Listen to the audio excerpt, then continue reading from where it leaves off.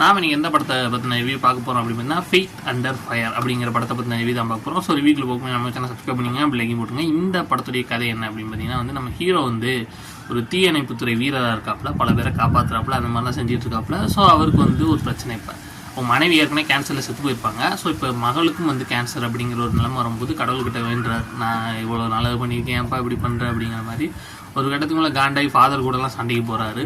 So அந்தளவுக்கு இவர் போகிறாரு. கடைசியில் ஒரு மகளை காப்பாற்றினாரா இல்லையா என்னங்கிறது தான் மிச்ச கதையாகவே எடுத்திருக்காங்க.